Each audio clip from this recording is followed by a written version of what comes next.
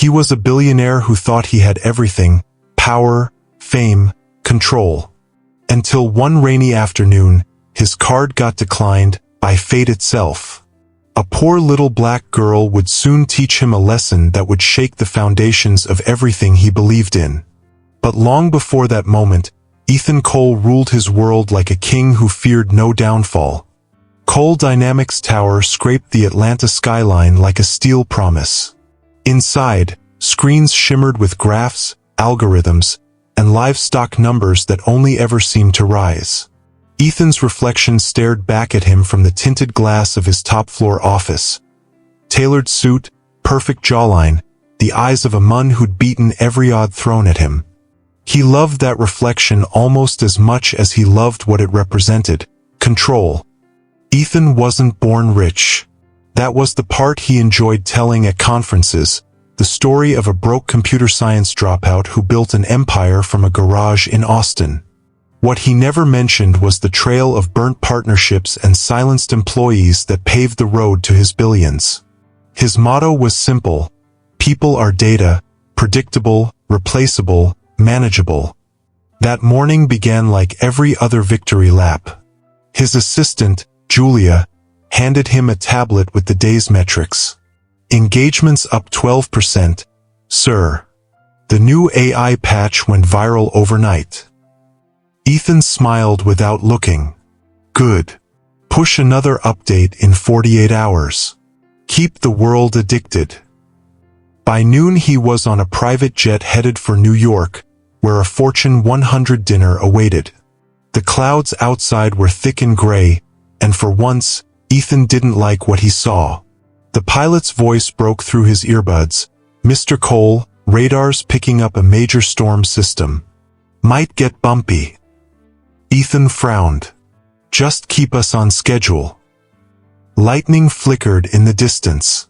He opened his laptop, then paused. A notification flashed across the screen: security anomaly detected in main server. He dismissed it. Some tech glitch, probably. His systems never failed. The turbulence grew violent. The jet lurched, and coffee spilled over his sleeve. He cursed under his breath. Moments later, the pilot's voice turned sharp. "We need to divert. Closest landing strips Atlanta Regional." Atlanta. Ethan muttered. "Fine. Just land the damn plane." They touched down in pounding rain. The runway lights blurred like smears of gold. Ethan stepped off, irritated, soaked to the bone, and without his usual entourage. His phone battery blinked red at 2%. Julia had stayed behind in Texas, and the backup team wasn't reachable through the storm. For the first time in years, he was utterly alone. The airport lounge was nearly empty. A janitor mopped the floor, humming an old gospel tune. Ethan checked his wallet, only one platinum card. Good enough. He needed food, coffee, something normal to reset the day.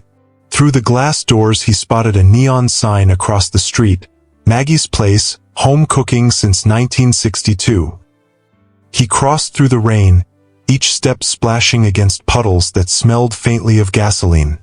The diner door chimed as he entered. Warmth greeted him: grease, cinnamon, chatter. It was the kind of small-town eatery that felt frozen in time. Red booths, checkered floor, pictures of regulars on the wall. A middle-aged waitress behind the counter smiled. "Afternoon, stranger. What can I get ya?" Ethan wiped rain from his hair. "Coffee, black, and a slice of pecan pie." He sat near the window, pretending to scroll through his dead phone. Two truck drivers laughed over pancakes. A mother fed her toddler applesauce. Everything about this place felt foreign to him: simple, honest, unhurried. He hated it. The waitress returned with his order. The pie smelled divine. He pulled out his platinum card, tapped it on the reader, and waited. The machine beeped, then flashed red, declined. She tried again. Same result. Ethan's heartbeat quickened. That's impossible, he said quietly. Run it again. The waitress frowned, polite but uneasy. I already did, hon. Maybe call your bank? People turned to look. The trucker's laughter died. Heat crawled up Ethan's neck. He produced another card, his business one. Declined again. The waitress's voice softened, trying to spare his dignity. You can settle later if you need to. I don't need, he began, but stopped. A small voice spoke behind him. Mister, I can pay for you. He turned. Standing there was a little girl, maybe 8 years old, brown skin glistening from the rain, holding a few crumpled dollar bills. Her hoodie was 2 sizes too big, yellow once but faded to mustard. Big curious eyes looked up at him like she wasn't afraid of anything. The diner went silent. The waitress smiled faintly. That's sweet, Zoe. The girl shrugged. Mama says when somebody's stuck, you help. Doesn't matter who they are. Ethan blinked. The audacity of it, this child offering him money. That's a very kind, he said stiffly. But I'll manage. She didn't move. You look hungry. And kinda sad. For a split second, something inside him cracked. He hadn't heard words that simple in years. The waitress intervened. Tell you what, mister. Let her pay. It's just pie. You can square up next time. Next time. As if he'd ever step foot here again.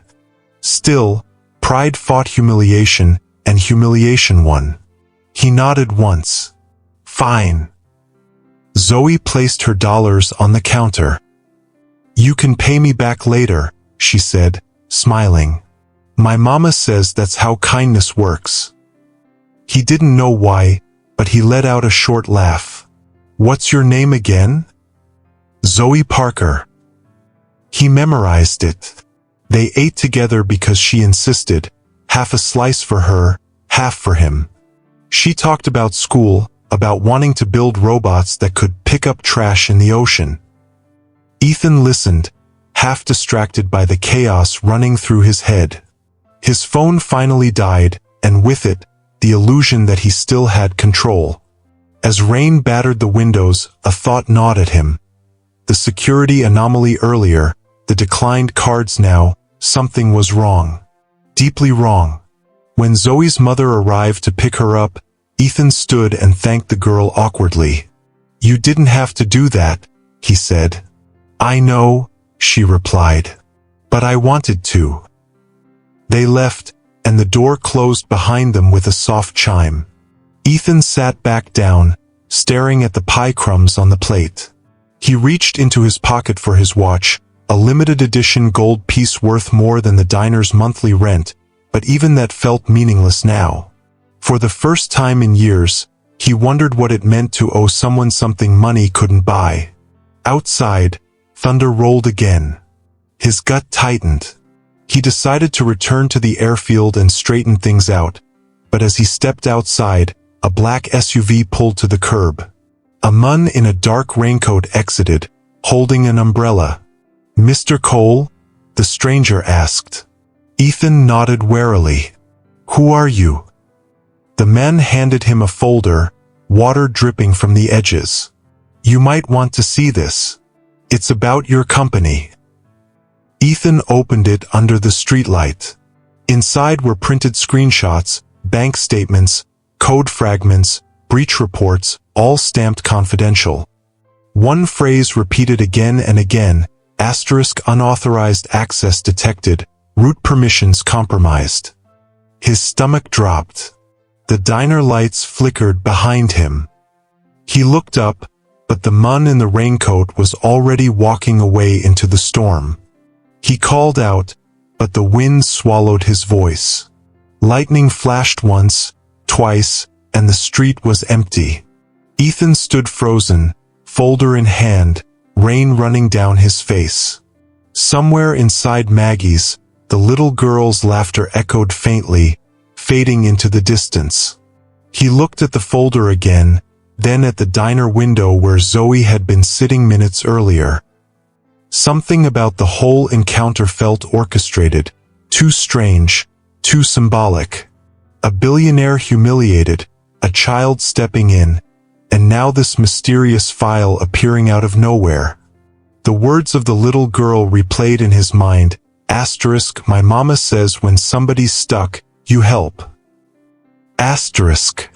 But who was helping whom? A single sheet slipped from the folder, landing face up on the wet pavement. He bent to pick it up, and his breath caught. Printed at the bottom was an email header, one he recognized instantly. The sender, Mark Denham, his chief technology officer, the man he trusted more than anyone. For a long moment he just stared, the rain blurring the ink. Then he straightened, jaw tight, eyes burning with a mix of confusion and dread. The storm around him was nothing compared to the one about to break inside his world. And somewhere far off, fate smiled, because Ethan Cole had just taken his first step toward the lesson he would never forget.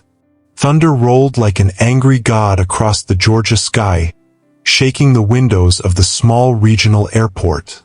Rain streaked the glass, blurring the blinking runway lights outside into long, glowing veins of red and gold. Ethan Cole sat in the empty VIP lounge, jaw clenched, foot tapping an impatient rhythm on the tile floor. His sleek black carry-on sat beside him, dripping rainwater onto the chair leg.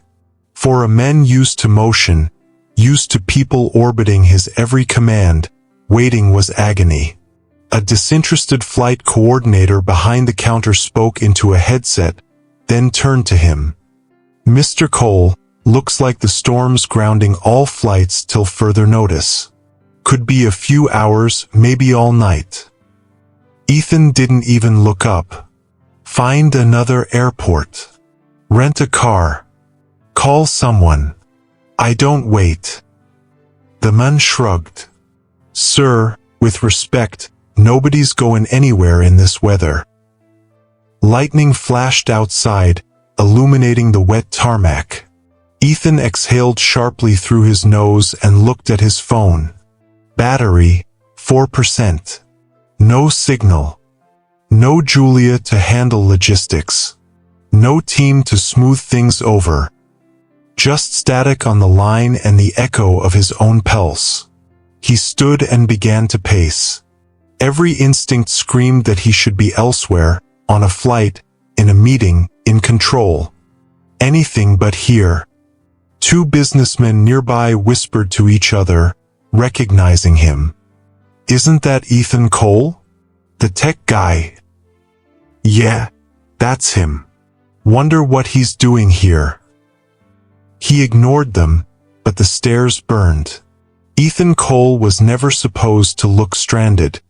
Never supposed to wait for a storm to pass like everyone else. The airport's power flickered. Somewhere in the distance, a child cried.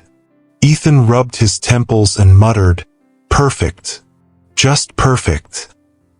He wandered toward a vending machine, tapped his card against the reader, and it buzzed red. Declined, again. His jaw tightened. He tried another. Declined. The memory of the diner earlier flashed like lightning. The little girl's hand, the folded dollars, her smile. He pushed the thought away. "Not happening again," he muttered. The flight coordinator called out, "Mr. Cole, you can wait over at the diner across the street if you like. They've got hot coffee and power outlets. This place might lose electricity soon." Ethan stared through the rain-blurred glass at the faint neon sign in the distance. Maggie's Place, home cooking since 1962. A diner. Small-town America. The last place in the world he belonged. Still, he picked up his bag. Fine. The moment he stepped outside, the storm swallowed him whole. The wind ripped at his coat, the rain cold enough to sting. His expensive shoes splashed through puddles, soaking him to the socks. He couldn't remember the last time he'd walked anywhere without a chauffeur or driver waiting. A flash of lightning cut across the sky, briefly illuminating the road ahead. For a moment, he thought he saw a shadow standing near the diner entrance, a small figure, motionless, almost watching him. But then it was gone, swallowed by the rain. By the time he reached the door, he was drenched. He ran a hand through his hair, steadied himself, and pushed inside. The warmth hit him first, smell of coffee, frying bacon, and something sweet baking in the oven. The diner was crowded now, travelers seeking shelter from the storm. A family huddled near the corner booth. Two mechanics argued quietly over a football game on the TV. The waitress, a tall woman with gray-streaked hair, was moving between tables with the efficiency of someone who'd seen every kind of customer there was. She looked up and smiled. "Evening, sweetheart. Rough out there, huh?" Ethan brushed off his coat. "You have no idea. Take any seat you want. Coffee's fresh." He hesitated before sliding into a booth by the window, setting his soaked jacket on the seat beside him. His reflection stared back from the glass, disheveled, tired, almost normal. It unsettled him. The waitress poured him a mug. "Name's Maggie," she said. "You look like you could use something warm." "Coffee's fine." She nodded, unfazed by his clipped tone. "You in town for business?" "Something like that." The words came out colder than he meant them to. He didn't want to talk. Didn't want to explain that he was a man whose empire might be crumbling without him even knowing why. Maggie smiled anyway. "Well, you're lucky we're open. Most folks close early when the storm hits." He didn't answer. Outside, rain lashed the window, blurring the world into gray streaks. For the first time in years, Ethan realized he didn't know what his next move was. He reached for his phone again, dead. The screen wouldn't even flicker now. His world, once connected by satellites and servers, had gone silent. The waitress came back with a small slice of apple pie. "On the house," she said. "You look like you could use a little sugar." He almost told her he didn't eat dessert. But then he remembered the taste of the pecan pie earlier, the one he hadn't even paid for, and something inside him softened. "Thank you," he murmured. As he ate in silence, conversations buzzed around him like faint static. "Highways are flooding already. Power might go out any minute. I heard some rich tech company got hacked last night. Millions gone." That last one made his head snap up. "Excuse me," he said, turning toward the voices. It was the two mechanics from earlier. "What did you just say?" The older one shrugged. "News said some tech firm, Coal Dynamics or something, had a breach. Isn't that yours?" Ethan froze. His fork hung in midair. "Where did you hear that?" "Radio, about an hour ago. Said the company went dark. No statement yet." His pulse quickened. The security anomaly. The declined cards. It was all connected. He leaned back, trying to keep his voice steady. "Probably exaggerated." "Maybe," the mechanic said. "Still, imagine being one of those billionaires and watching your empire crash in real time. Bet they don't sleep too easy." Ethan forced a thin smile. "Yeah, imagine that." He looked out the window again. The shadow he thought he'd seen earlier was back, only this time, clearer. A figure in a dark coat, standing motionless across the road, head tilted slightly as if watching him through the glass. His gut tightened. He blinked once. The figure was gone. He looked down at the folder still tucked under his arm, the one the stranger had given him before vanishing in the storm. He hadn't opened it since. Now, under the dim light of the diner, he flipped it open again. More code fragments. More breach reports. And one photo, blurry, grainy, like a security cam still. It showed a man standing in a server room, face partially obscured. But even in the bad lighting, Ethan recognized the watch. His watch. The one missing from his hotel suite 2 days ago. Someone inside his company had been framing him, or using his identity. His chest tightened. He shut the folder, took a deep breath, and looked around. The world had suddenly shrunk. The billionaire, once untouchable, was now a man sitting alone in a roadside diner with a cold slice of pie and a storm closing in around him. Maggie approached again. "You okay, sugar? You look pale." He forced a smile. "Just tired. Been a long day." "You sure?" she asked, eyes narrowing. "You look like you seen a ghost." He glanced out the window.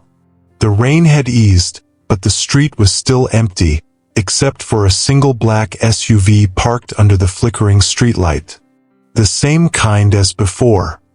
He swallowed hard. "Yeah, something like that." As she refilled his cup, the bell over the diner door chimed. A gust of cold air rushed in. Ethan turned and froze. Standing at the entrance, dripping wet from the storm, was the little black girl from earlier. Zoe. Her hoodie was soaked, her sneakers squeaked on the linoleum, but her eyes were calm, almost knowing. She smiled at him, the same innocent, disarming smile that had undone him once before. "Hey, mister," she said softly. "You left this." She held out something small and metallic. His watch. The one from the security photo. Ethan's blood ran cold. He stared at it, then at her. Where did you get that?" But before she could answer, the lights flickered and went out. Darkness swallowed the diner whole. Darkness fell across the diner like a curtain. For a moment, all sound vanished except for the soft hum of the rain outside and the low whistle of wind sneaking through the doorway Zoe had just stepped through. Then the emergency lights blinked on, dim, amber, ghost-like. Ethan blinked against the flicker. The storm had cut the main power, plunging Maggie's place into a twilight world of shadows and half-lit faces. Across the room, the little girl still stood by the door, her small hand clutching something metallic, his missing watch. Maggie appeared from the kitchen holding a flashlight. "Well, would you look at that?" she said with forced cheer. "Power's out again. Generator should kick in soon." She turned her beam toward Zoe. "Sweetheart, where's your mama? You shouldn't be out in this weather." "She's coming," Zoe said softly, eyes never leaving Ethan. "But he left this behind." She stepped closer and placed the watch gently on the table in front of him. It glinted faintly under the emergency light. Ethan stared at it. He could feel his pulse beating in his throat. The exact same watch he'd seen in the breach photo inside that mysterious folder. His voice came out low, guarded. "Where did you find this?" Zoe shrugged. "Outside, near your car." Maggie frowned. "Didn't think you drove here, mister." "I didn't," Ethan murmured. "I walked." Something wasn't right. The pieces didn't fit, but his mind was too afraid to put them together. He took the watch, turning it over in his hand. Still ticking. Still his. But it wasn't supposed to be here. Maggie gently touched Zoe's shoulder. Come on, honey. Let's get you some cocoa while we wait for your mama. Zoe nodded and followed her, but not before looking back once. Eyes deep, searching, almost sad. Ethan couldn't shake the feeling that she knew something he didn't. He leaned back in his booth, exhaling slowly. The generator hummed to life, and warm light flickered through the diner once more. Conversations resumed, quiet, cautious, as though the storm outside had seeped into everyone's bones. Maggie returned with 2 steaming cups, 1 cocoa, 1 coffee, and set Ethan's in front of him. You all right, sugar? You look like you've seen more than a blackout. Ethan forced a thin smile. Just a long day. Storm will do that, she said. But coffee fixes most things. He nodded, grateful for the distraction. The smell of fresh roast and fried chicken filled the air, mingling with cinnamon from a pie cooling near the counter. It was almost comforting, until reality came knocking again. He reached into his wallet, pulled out his sleek platinum card, and slid it across the counter. Let's settle this before anything else goes wrong, he said dryly. Maggie chuckled and swiped it. The card reader beeped, then flashed red, declined. Her brows furrowed. That's strange. Let me try again. She ran it once more. Declined.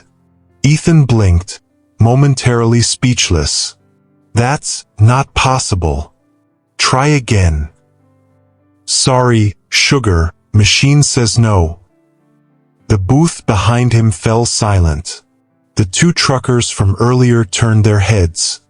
Even the family in the corner paused mid-conversation.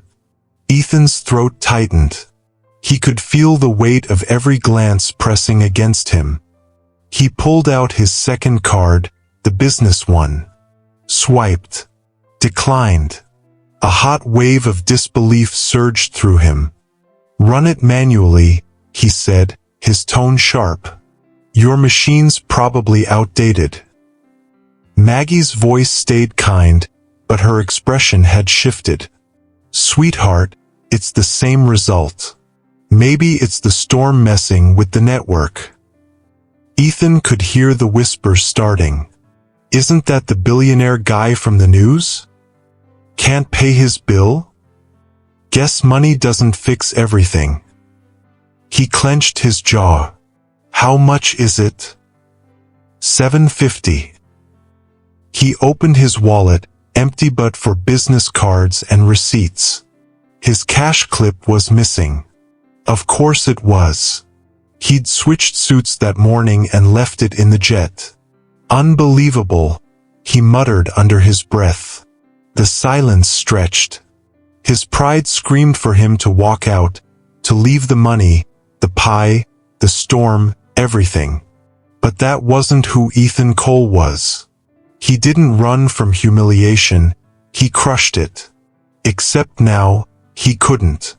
Maggie smiled gently, trying to ease the tension. Don't worry about it, sugar. Happens to the best of us. The best of us? He repeated, almost bitterly. Do I look like someone who forgets his wallet? Her eyes softened. No. You look like someone who needs a break. Before he could reply, a small voice piped up from the other end of the counter. I can pay for him. Ethan froze. Slowly, he turned toward the sound. Zoe stood there, holding a few crumpled dollar bills in her small hands, rainwater dripping from the hem of her hoodie. The whole diner turned toward her. Maggie blinked. Zoe, sweetheart, you don't have to. It's okay, she said, stepping closer. Mama always says if someone's stuck, you help. Doesn't matter who they are.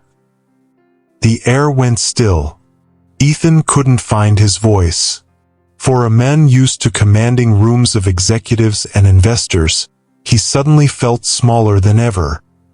He tried to laugh, but it came out strained. "That's a very kind of you, but unnecessary." Zoe tilted her head. "You look like you need help." Something twisted in his chest, something he hadn't felt in years. Humility. Maggie leaned on the counter, watching quietly. Around them, the whispers had stopped. Every eye in the diner was fixed on the little girl and the billionaire. Ethan exhaled slowly. "It's $7.50. That's a lot for you." She shrugged. "It's just money. Mama says it's not about how much you have, it's what you do with it." Her words hit him like a slap. He'd heard similar phrases before, in motivational speeches, charity galas, and corporate social responsibility briefings, but they had always sounded rehearsed, hollow. Coming from her, they sounded real. He swallowed hard. "You don't even know me." Zoe smiled softly. "I don't have to." Maggie gave a small nod toward the register. "She's got enough for the pie, sugar. Let her do it." Ethan hesitated, pride battling with something far more fragile. He'd never owed anyone anything he couldn't buy back. But in that moment, drenched in shame and coffee steam, he understood that refusing would make him even smaller. "Fine," he said quietly. "Thank you, Zoe." She beamed and placed her wrinkled dollars on the counter. "You can pay me back later," she said simply. "Mama says that's how kindness works." Ethan let out a breath that almost sounded like a laugh. "Does your mama always have a quote for everything?" "Mostly," Zoe giggled. "She says words make people remember." He looked around. The room had softened. The stares turned into smiles. Even the truckers nodded approvingly. Something shifted inside him, a warmth he hadn't felt in years, something dangerously close to gratitude. Maggie poured Zoe a small glass of milk and said, "You just earned yourself a hero badge tonight, little one." Ethan reached for his now-cold coffee and lifted it slightly in a mock toast. To unexpected kindness.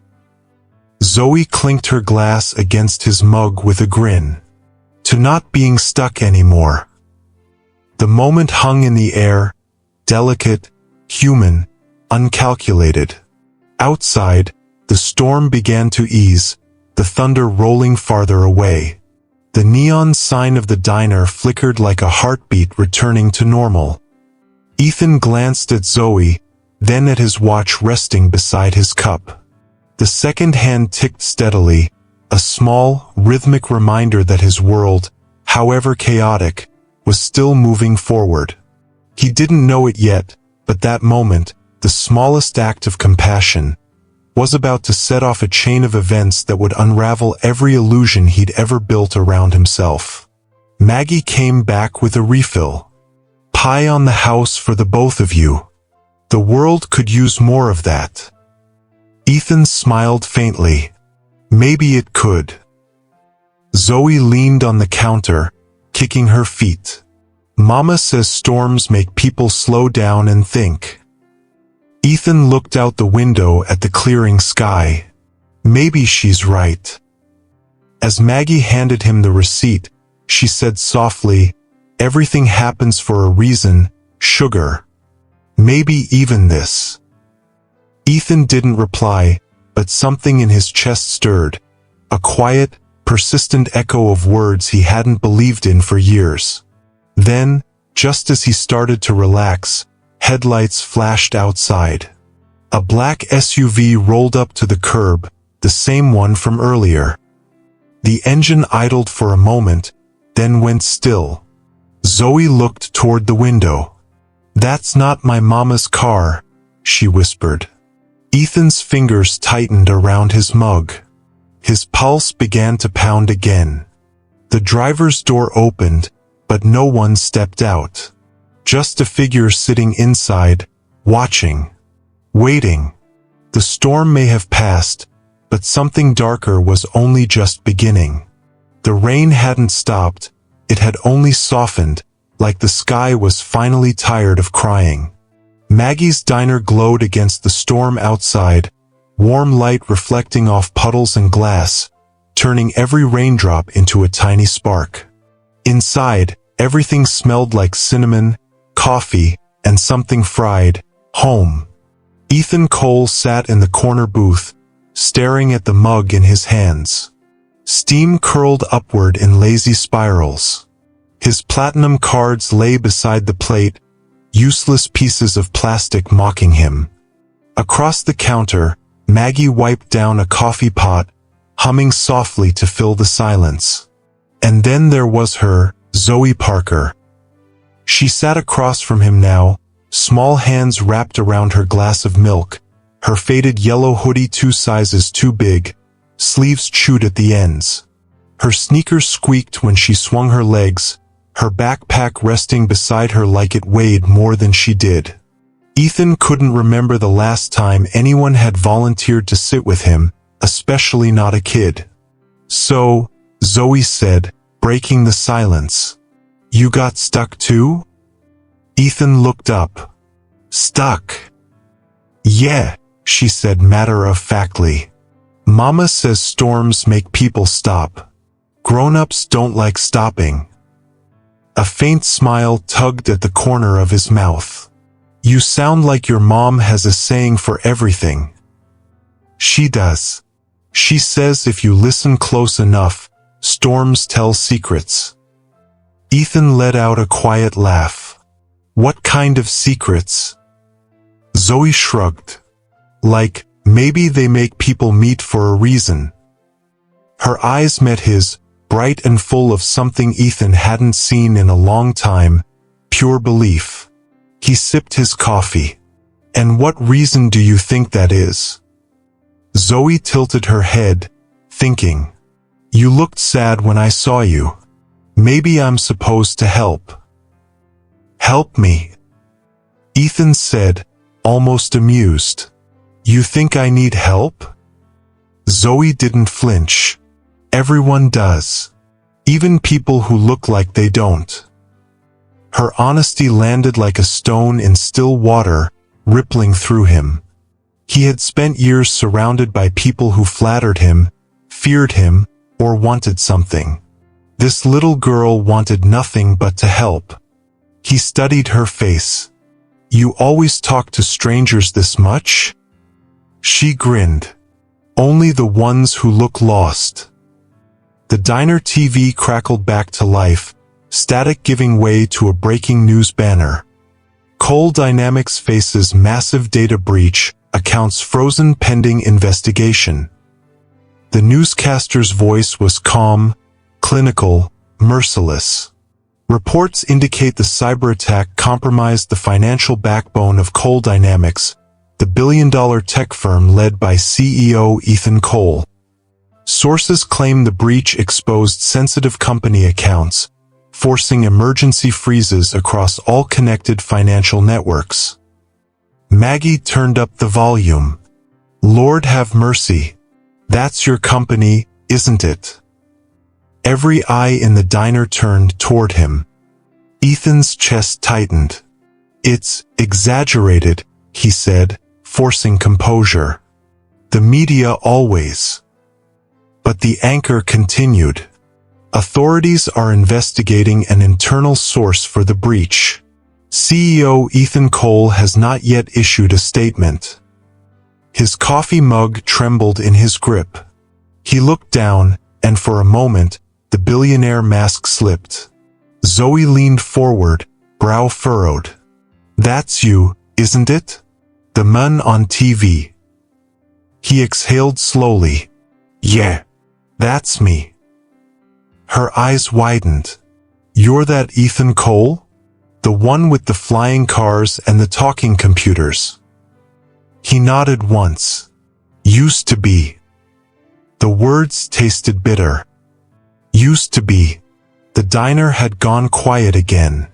Even Maggie, who'd been pouring coffee nonstop since the storm began, froze behind the counter. Ethan could feel the heat of their stares. Curiosity, judgment, maybe even pity. He hated pity. Maggie broke the silence gently. "You're saying your money's gone?" Ethan clenched his jaw. "Frozen. Temporarily." "How temporarily?" she asked softly. He didn't answer. The truth was already clawing at the back of his mind. If the servers were down and accounts frozen, every cent, every asset, every safety net was locked beyond his reach. The empire he'd spent 15 years building, one code line at a time, was slipping through his fingers. He was broke.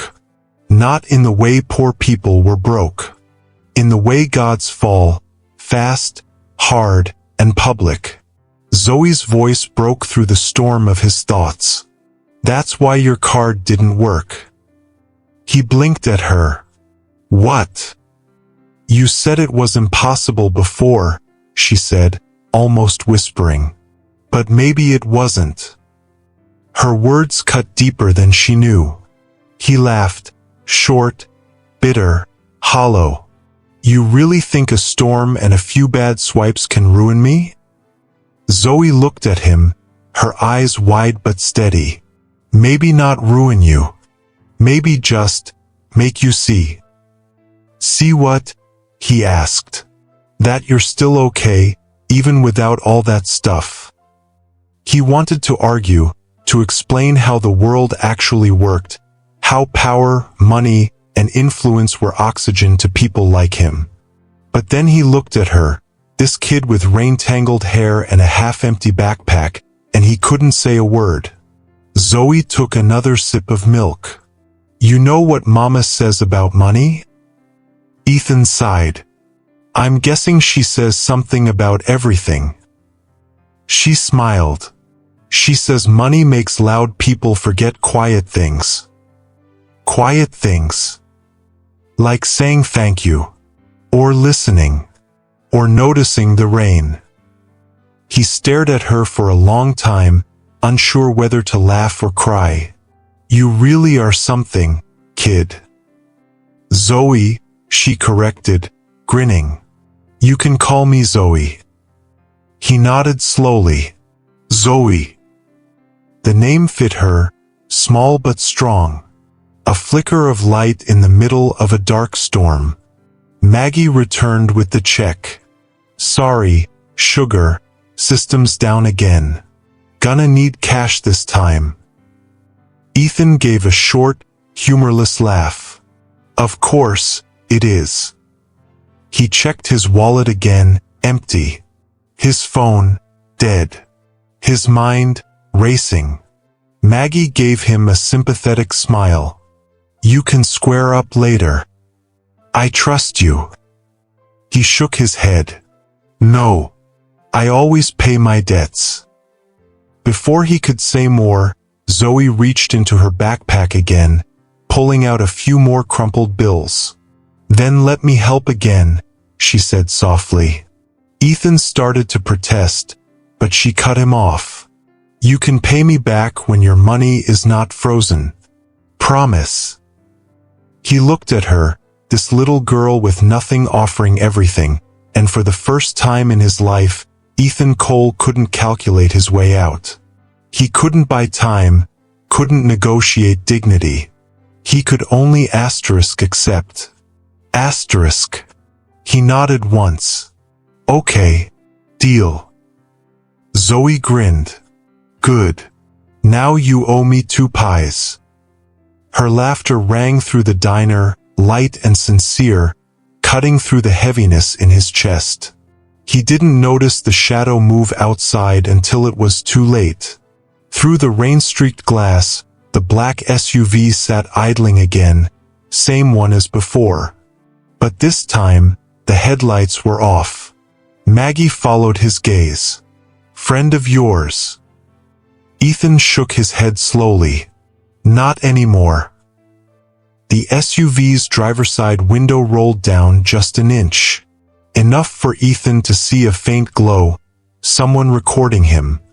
The once untouchable billionaire, sitting in a roadside diner, broke, humbled, and rescued by a child. He turned away from the window, heart pounding. "Zoe," he said quietly, "does your mom know where you are?" She nodded. "She's coming soon." He forced a smile. "Good. Don't talk to anyone you don't know when she gets here, okay? Even if they look nice? Especially if they look nice." Zoe frowned. "You sound like Mama now." "Maybe she's smarter than I am," Ethan murmured.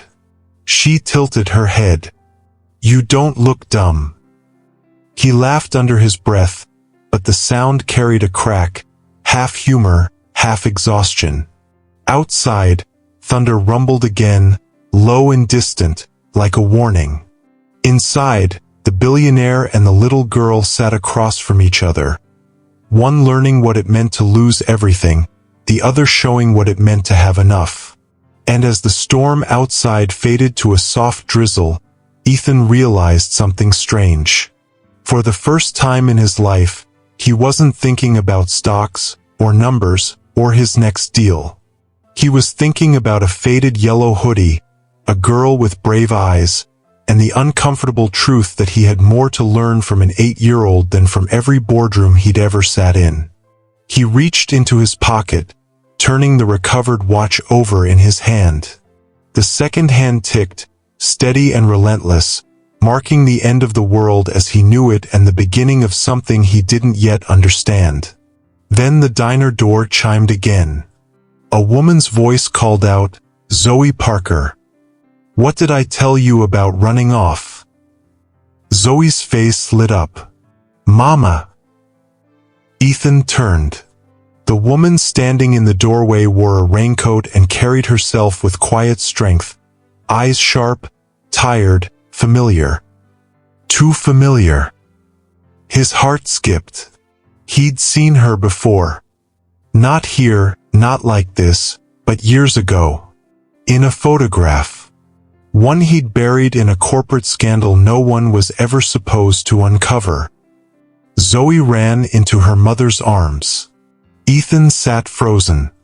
Because the woman looking back at him knew exactly who he was. And worse, she remembered everything. By the time Ethan returned to the city, the skyline didn't feel like home anymore. The glass towers that once reflected his name now glared down at him. Cold, merciless, indifferent. Coal Dynamics had always been his kingdom, but tonight, it felt like a tomb. He stepped out of the car and into chaos. Cameras flashed like lightning. Reporters shouted his name, voices cutting through the rain. "Mr. Cole, is it true the breach came from inside your company? Are you stepping down as CEO? Are the rumors true that your assets are frozen?" He didn't answer. He couldn't. His shoes splashed through puddles as security forced a path toward the front doors. Every step echoed through the marble lobby, the sound of a man walking into the ruins of his own empire. Inside, screens blared breaking news. His own face filled every channel, every ticker, every feed. Coal Dynamics stock crashes after massive cyber attack. CEO under investigation for negligence. Ethan Cole, from visionary to villain? He tore his gaze away, jaw tight, fists clenched. When the elevator doors opened onto the executive floor, silence greeted him. Not the usual hum of analysts or the chatter of assistants, just silence. Desks were empty. Phones unplugged. Even the secretary who'd served him coffee every morning for 8 years was gone. Only one door was open, the glass one that led to his office. He stepped inside and froze. The monitors were dark, files scattered across the floor. Someone had already been here. His personal safe hung open, the steel door twisted and pried apart. Inside, only a single USB drive remained, placed neatly on top of the broken safe like a calling card. A small note was taped to it. Should've listened. M. Ethan's stomach turned. He knew that initial. Everyone in the company did. Mark Denham. His oldest friend. His chief technology officer. His brother in everything but blood. He yanked the USB from the safe and jammed it into his laptop. A single video file appeared, *the END. Asterisk. He clicked. Mark's face appeared on screen, recorded in the same office Ethan stood in now. He looked calm, too calm. Ethan, Mark began, if you're watching this, then it means you finally learned what happens when you build an empire on greed. Ethan's breath caught. Mark leaned closer to the camera. For years, you called me your partner. Said we were changing the world.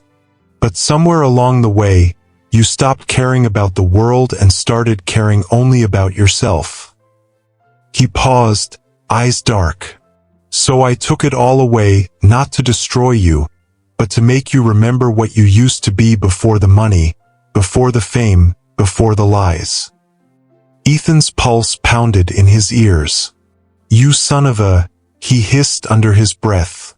On screen, Mark smiled faintly. You built the code that made this possible, Ethan. I just turned it against you. Then the screen flickered, the video ended. For a moment, Ethan couldn't breathe. His own system, his own security, his own technology, used against him. He slammed his laptop shut, chest heaving. How could you do this, Mark? He whispered.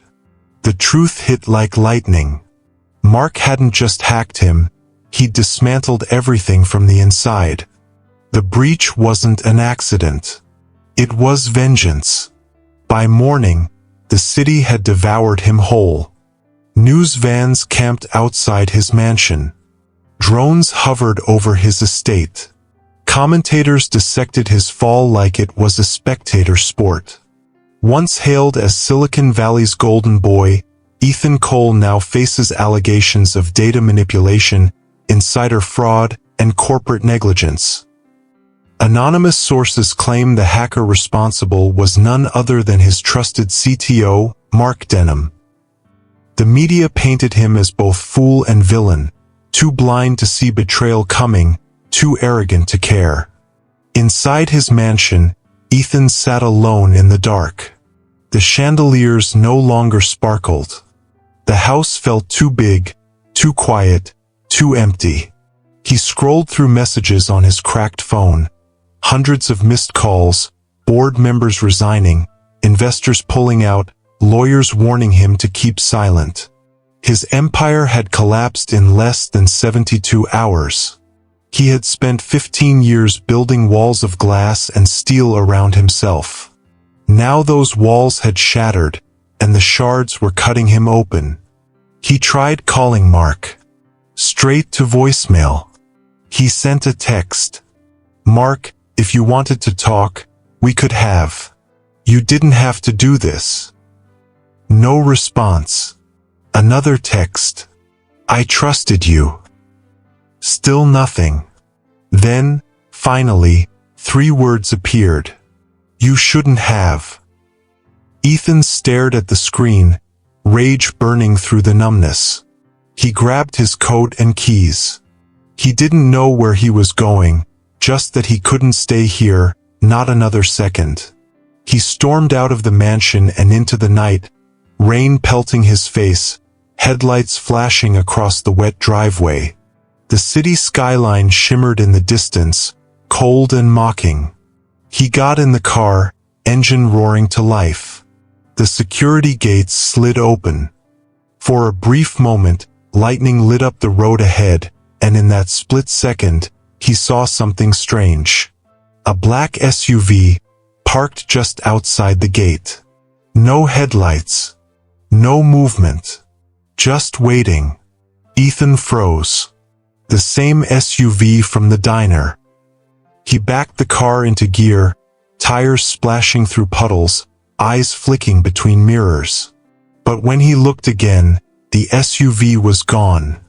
Only the storm remained. By morning, Ethan Cole had vanished. His mansion stood empty. His phone, wallet, and watch were left behind on the kitchen counter. His car was found abandoned near the bridge on Interstate 84, driver's door open, engine still running. The media went into a frenzy. Disgraced CEO missing after scandal. Was it suicide? Escape? Retaliation? Mark Denham released a brief statement through lawyers. Ethan's disappearance was his choice. He always ran from the truth. But no one could find him. Not his board. Not the FBI. Not even the vultures in the press. It was as if Ethan Cole, the man who once ruled over millions of lives with a swipe of a pen, had simply erased himself. And somewhere, out there, far from the glass towers and flashing lights, a man who had lost everything was about to learn that true power doesn't come from what you own, but from what you learn to let go of. Ethan Cole disappears without a trace. But in the shadows of the fallout, someone still watches him. The same black SUV that's been following him since that night in Maggie's diner.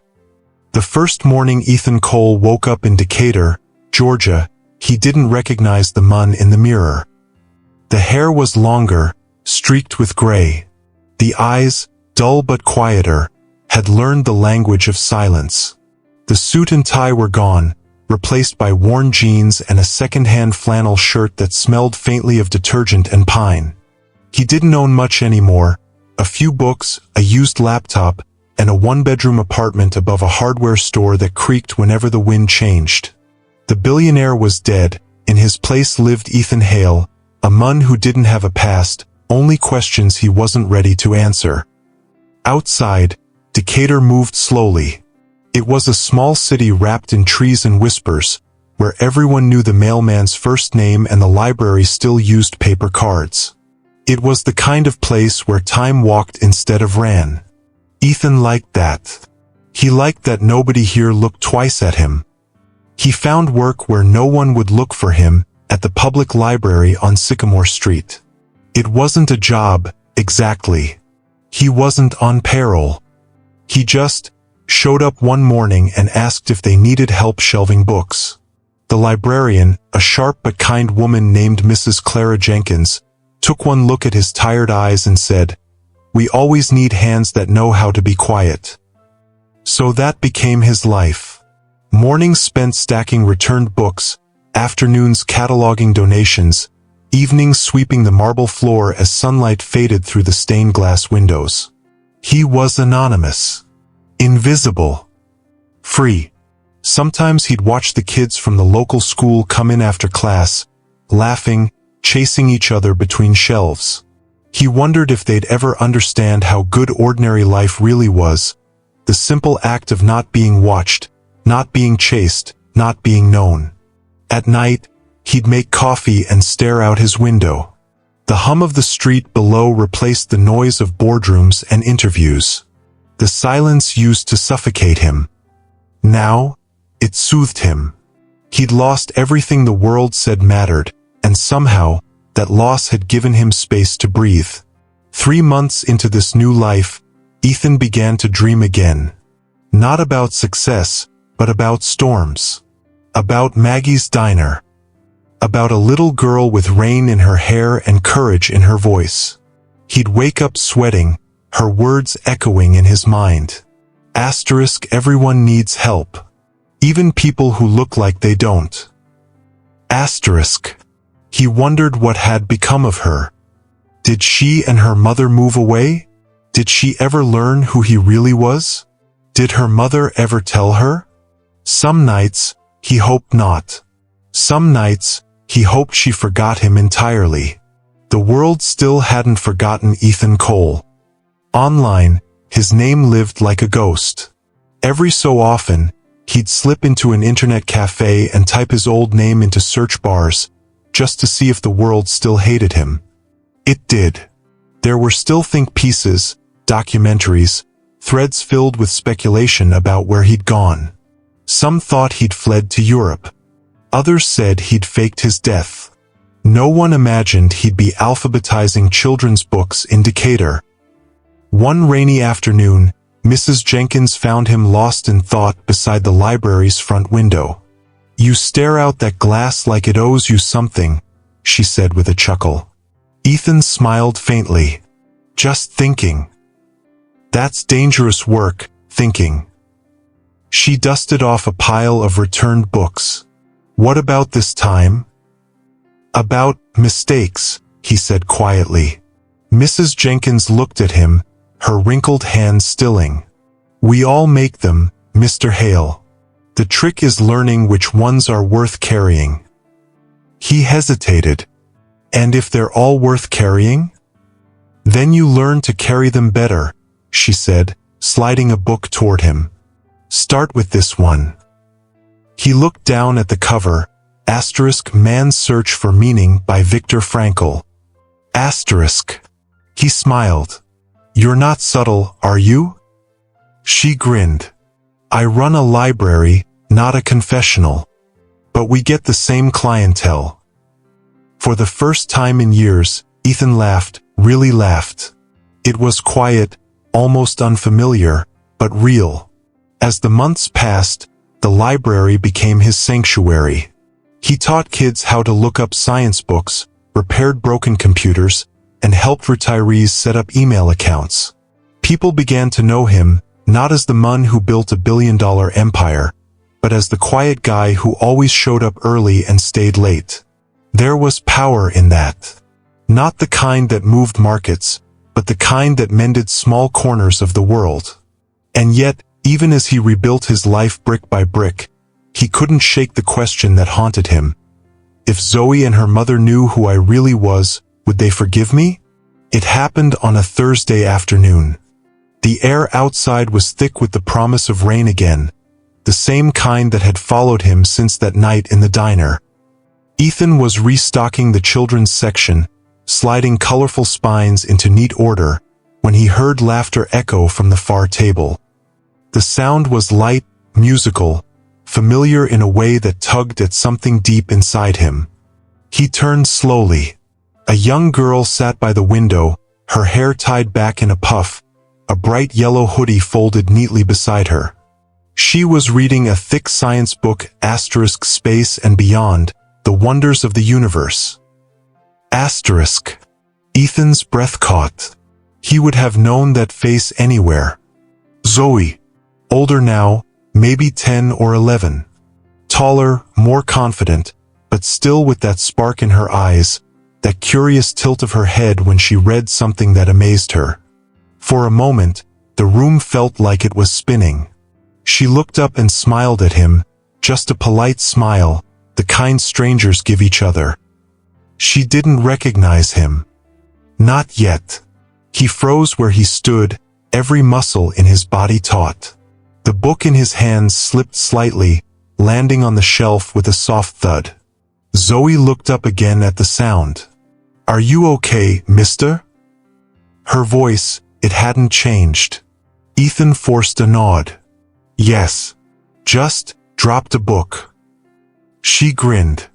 "My mom says I do that all the time." Her words hit him like a heartbeat. Her mom. He looked around the library, scanning the aisles. Was she here too? The woman from the diner, the woman from his past, the one who'd looked at him that night like she knew all his sins? But there was no sign of her. Just Zoe, humming softly as she turned a page, completely unaware that the men she was speaking to had once been the billionaire she'd unknowingly rescued. He wanted to say something. Anything. He wanted to thank her. To apologize. To tell her that she had saved more than his pride that night. She had saved his soul. But the words refused to come. His throat tightened. "Do you like space?" she asked suddenly, glancing up from her book. He blinked, caught off guard. "I do, actually." She smiled brightly. "Me too. I want to be an astronaut one day. Or maybe a scientist. My mom says I ask too many questions, but I think that's what scientists are supposed to do." Ethan felt the corners of his mouth lift. She's right. Curiosity's a gift. Zoe beamed. "That's what she says too." He studied her, this girl with dreams bigger than galaxies, sitting in a small-town library, teaching a fallen billionaire what it meant to start over. It felt like the universe had just played its most poetic trick. Mrs. Jenkins called from across the room. "Mr. Hale, we've got a donation box out front. Can you help me bring it in before the rain starts?" Ethan tore his eyes away from Zoe. "Of course." He turned, grabbed his jacket, and followed her outside. The first raindrops were already falling, tapping gently against the sidewalk. The air smelled like earth and electricity. He helped carry the heavy box back toward the entrance. When he glanced through the library's glass doors again, Zoe was standing there, waving goodbye. He raised a hand back, the ghost of a smile on his lips. But just before she disappeared behind the shelves, he saw her mother walk in. Ethan froze mid-step. It was her. Same eyes. Same calm strength. Same unmistakable recognition when she saw him through the glass. For a moment, neither of them moved. Then she turned her head slightly, her lips parting in quiet disbelief. And Ethan knew, she remembered. Ethan's quiet new life indicator is shattered when Zoe and her mother reappear, and her mother recognizes who Mr. Hale truly is. The next afternoon, the library was bathed in soft, golden light. Dust motes floated lazily through the air, catching the glow from the tall windows like tiny stars suspended in silence. It was peaceful, the kind of peace Ethan had been chasing for years. He was shelving books again, moving slowly, trying to focus on the rhythm of order, fiction, non-fiction, biographies. But his thoughts weren't on the books. They were on the little girl sitting cross-legged in the reading corner, nose deep in a science book too advanced for her age. Zoe Parker. Every time she smiled, it cracked open something in him, something human, something that used to exist before power made him hollow. Mrs. Jenkins had stepped out to make a delivery, leaving the library unusually still. Ethan decided to approach her, cautiously, almost afraid that the universe might shatter this fragile coincidence if he moved too quickly. He crouched beside the table. "That's a big book for someone your age." Zoe looked up, grinning. "I like big books. They make me feel like my brain's growing." He chuckled softly. "That's a good reason. What are you reading about?" "Stars," she said, eyes lighting up. "Did you know there are black holes that can swallow light? And that everything in space is kind of connected, even us?" Ethan blinked. "Connected, huh?" "Yeah," she said, flipping a page. "My teacher says we're all made of stardust. So I guess that means we're all the same stuff as stars." Her innocence hit him like a wave. All his years of building technology to connect the world, and this child had just explained connection in one sentence. "That's very smart," he said quietly. Zoe smiled. "My mom says the same thing. She says I get it from my dad." The mention froze him. "Your dad?" Ethan asked carefully. "What was he like?" Zoe hesitated, fingers tracing the edge of the page. "I never met him. He died before I was born. But Mama says he was brave. His name was Sergeant Daniel Parker." The name struck him like thunder. For a moment, he thought he'd misheard. The sound of her voice faded behind the pounding in his ears. Daniel Parker. That name had been buried deep in the vault of his memory, and with it, a night he had spent years trying to forget. It had been 9 years ago, at a technology conference in Kabul, a government-backed event meant to promote global innovation. Ethan Cole had been the keynote speaker, presenting new drone communication systems. He'd been at the height of his fame, arrogant, unshakable. Until the explosion. A car bomb had detonated just outside the hotel. Panic swept the building like wildfire. Smoke, screams, chaos. Ethan had been pinned beneath a collapsed beam in the lobby, half conscious, the world spinning. He remembered the sound of gunfire, the sting of dust in his lungs, the metallic taste of blood. And then, a soldier's voice. Calm, strong, cutting through the noise. Hang on. I've got you. He remembered the man's face, African-American, mid-30s, determined eyes under a cracked helmet. The man had lifted the beam with bare hands, dragged him clear, and shielded him from the second blast with his own body. When Ethan woke up in the field hospital, he learned the soldier hadn't survived. The name in the report, Sergeant Daniel Parker. Ethan had sent a donation to the family through his foundation, a small act to ease his guilt, and then buried the memory. Buried it under layers of money, achievement, distraction. Until now. Zoe's voice snapped him back to the present. My mom says he saved people, she said proudly. Even some famous guy who made computers or something. I think his name was Cole. Ethan's chest tightened. His hand trembled on the table. She continued, unaware of the storm raging inside him. Mama said he never got to see the guy again. But that's okay, because she says when you do good things, the world remembers even if people don't. He swallowed hard, his throat dry. Your dad, he sounds like a hero. Zoe smiled, glowing. He was. Ethan managed to nod, though his vision blurred. He wanted to tell her, to say, asterisk your father didn't just save a man that night. He saved me asterisk. But he couldn't. The words felt too heavy, too undeserved. She flipped the page again. I'm going to be like him someday. I want to help people too. Maybe not with guns and stuff, but with science. I want to fix things. Like broken machines, or maybe broken people. Ethan looked at her for a long moment.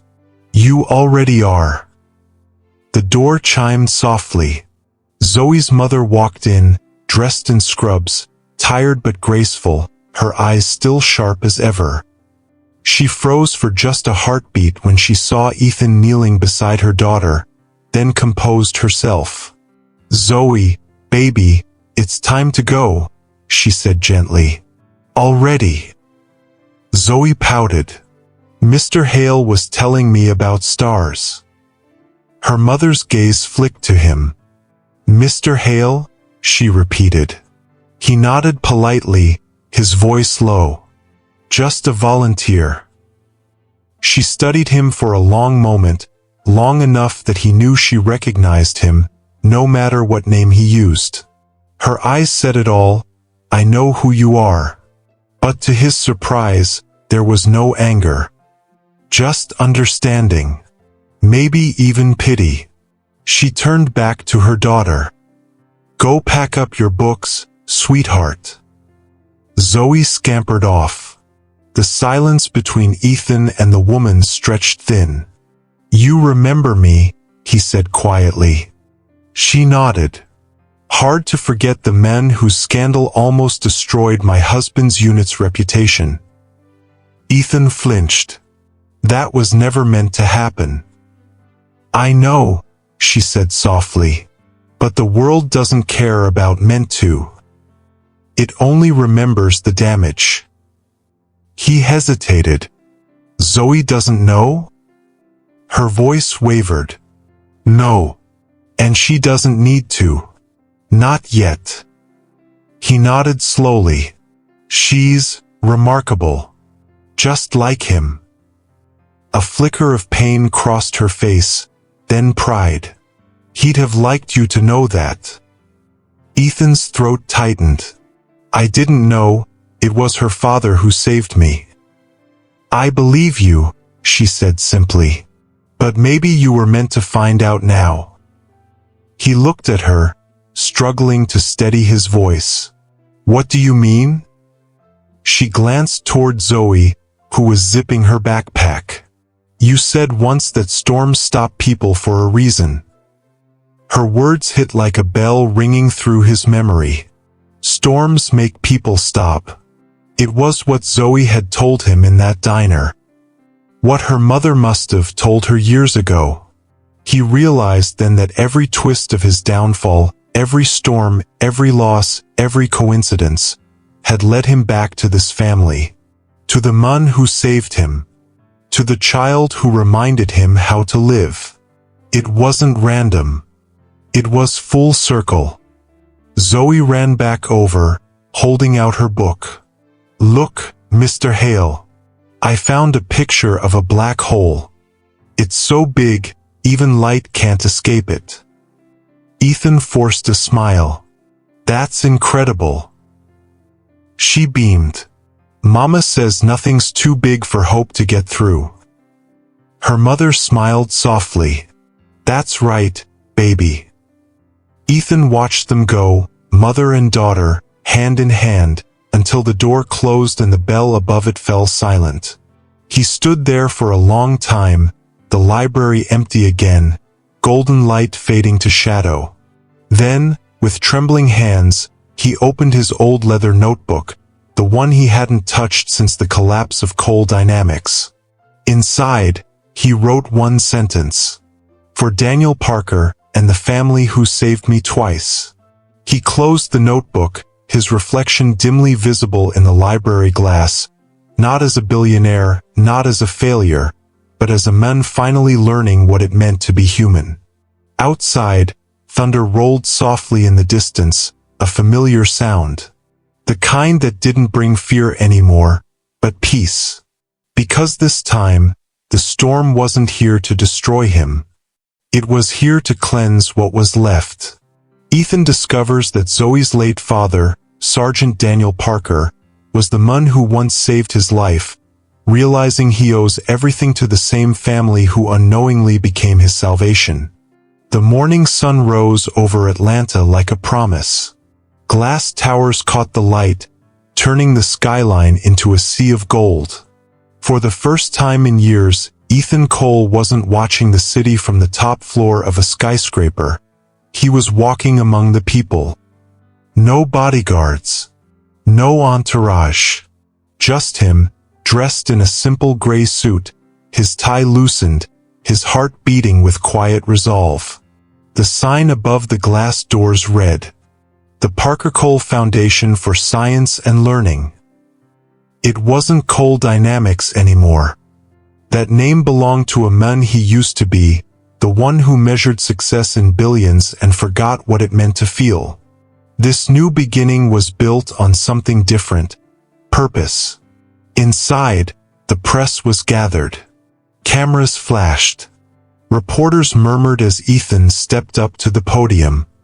The air hummed with curiosity, the world's fallen billionaire, reappearing after 2 years of silence.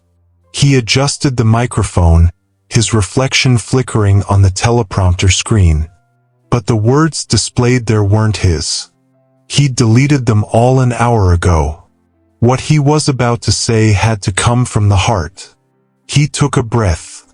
"Good morning," he began softly. "Some of you know me as the man who built Cole Dynamics, and some of you remember me as the man who lost it all." A ripple went through the crowd. Flashbulbs popped. He continued, steady but vulnerable. I thought wealth was about numbers, power, control. But when my world collapsed, I learned that real wealth isn't about what you own. It's about what and who you give yourself to. He looked around the room, his gaze landing on a small figure near the front, Zoe, sitting beside her mother, wearing a neat blue dress and a shy smile. I met someone who reminded me of that, Ethan said, his voice thickening. A little girl with more courage in her heart than I ever had in my entire life. When my card declined, when my pride broke, she offered everything she had. A few crumpled dollars. But that act of kindness, it changed me. It rebuilt me. The crowd had gone silent. Even the reporters had lowered their cameras. Ethan turned slightly toward Zoe. This foundation exists because of her, and because of the men who gave his life to save mine years ago. Sergeant Daniel Parker. A hero who never asked for recognition, only that others might live.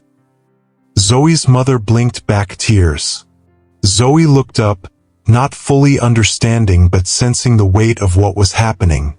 Ethan smiled gently. Today, I dedicate this foundation to his legacy, and to every child who dares to dream, even when the world tells them they can't. He stepped aside as the lights dimmed and the large screen behind him flickered to life. Images filled the wall, children in classrooms, libraries, science fairs. A banner appeared. Asterisk Parker Cole Foundation, inspiring the next generation of dreamers. Asterisk. Then the camera cut to Zoe, standing now, holding a small certificate in trembling hands. The announcer's voice echoed through the hall. Our first recipient of the Parker Cole Science Scholarship, Miss Zoe Parker. Applause thundered across the room. Zoe walked shyly to the stage. Ethan knelt to meet her height, smiling through the emotion rising in his throat. She looked at him curiously. You didn't have to do all this for me. He smiled softly. No, Zoe. You did this for me. She tilted her head. How? By showing me what it means to be rich, he said. And it's not about money. It's about heart. She grinned, that same innocent grin from the diner. Then I guess we're both rich now. The crowd laughed gently, but for Ethan, it wasn't laughter he heard, it was the sound of peace.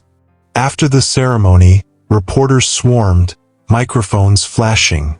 Mr. Cole, what's next for you? Are you planning to return to the tech world? Ethan only smiled, guiding Zoe and her mother toward the exit. No, he said. I'm already where I'm supposed to be. Outside, the rain had started again, light, silver threads glinting under the sun. They stopped by the steps of the building. Zoe lifted her face to the drizzle, laughing. It's raining again, she said. Guess the storm's like you. Ethan chuckled, looking up at the sky. Maybe they're just reminding me to slow down. Her mother smiled faintly. Storms make people stop, remember? He nodded. Yeah. But sometimes, they also show you where to start again. They shared a quiet moment, the city around them alive with sound and light. Ethan looked at Zoe, this little girl who had unknowingly rewritten his story, and knew that for once, he didn't need to chase anything anymore. He had found meaning. He had found family. He had found peace. Later that evening, the Foundation's video of the ceremony went viral, millions of views in hours. People across the country shared it, inspired not by wealth or scandal, but by something far rarer, humanity. Comments poured in. This is the kind of story we need right now. Proof that second chances are real. That little girl just changed the world. Somewhere in the city, Ethan watched the video alone, smiling. He didn't crave fame anymore. Just quiet gratitude. On his desk sat a single photograph, Sergeant Daniel Parker in uniform, smiling with his family. And beside it, a handwritten note from Zoe. "Thank you for believing in me." He placed the photo upright, whispering, "No, thank you." In a world where money can buy everything, it took a little girl with nothing to teach a billionaire what really matters.